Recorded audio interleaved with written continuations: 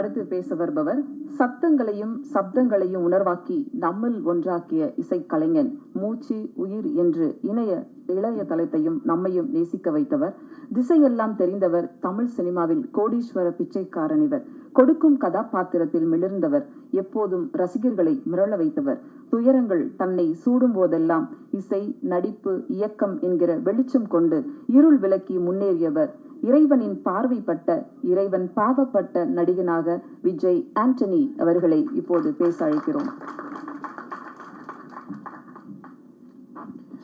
வணக்கம். இந்த அரங்கத்துக்கு வந்திருக்கும் உங்கள் அனைவருக்கும் என்னுடைய மாலை வணக்கம். ரொம்ப சந்தோஷமா இருக்கு. நீண்ட நாள் பயணம். எனக்கு என் ஃப்ரெண்டோட சேர்ந்து நான் ஒர்க் பண்ணுற ஃபர்ஸ்ட் மூவி.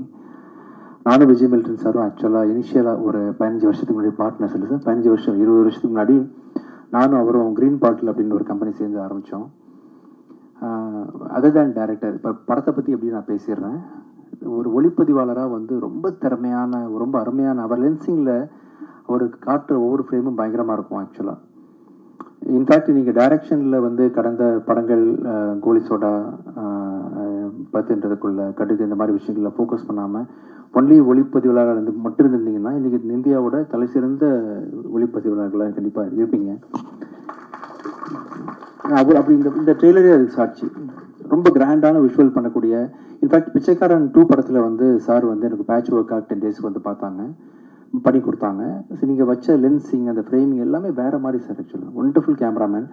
இந்த படத்தோட வெற்றிக்கு தொடர்ந்து நீங்கள் வந்து நிறைய படங்களுக்கு கேமராமேனாகவும் பணியாற்றணும்னு சொல்லிட்டு கேட்டுக்கிறேன். இந்த படம் வந்து ரொம்ப நாளாக ஆக்சுவலி கோயம்பேடு அப்படின்னு ஒரு ஸ்கிரிப்ட் எனக்கு படிக்க கொடுத்தாரு ஒரு 15 வருஷத்துக்கு முன்னாடி. அதுதான் அப்புறம் கோலி சிடாவாக மாற்றினார். அப்போவே அந்த கோயம்பேடு அப்படின்ற படத்தை நடிக்கிறதா நான் திட்டம் வச்சுருந்தேன். அது சில காரணங்களால் அப்போ பண்ண முடியாமல் போயிடுச்சு.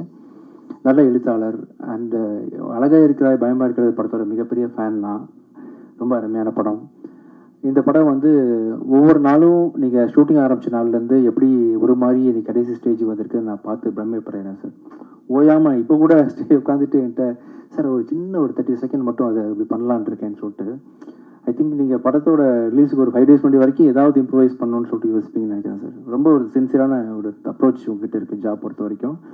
கண்டிப்பாக இந்த படம் வந்து நான் பார்த்தேன், ரீசெண்டாக பார்த்தேன். நான் இது வரைக்கும் பண்ண அத்தனை படங்கள்லையும் சேர்த்து ரொம்ப மிகப்பெரிய ரிச்சான ஒரு பெரிய ப்ராஜெக்ட்னு சொன்னால் இந்த படத்தை தாராளமாக சொல்லலாம்.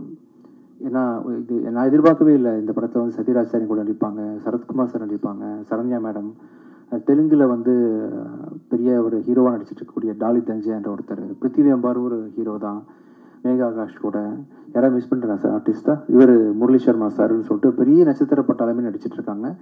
ஒவ்வொருத்தரும் ஸ்க்ரீன் ஸ்பேஸை வந்து ஆக்கியபை பண்ணி கண்டிப்பாக படத்தை என்கேஜிங்காக வச்சுருப்பாங்க.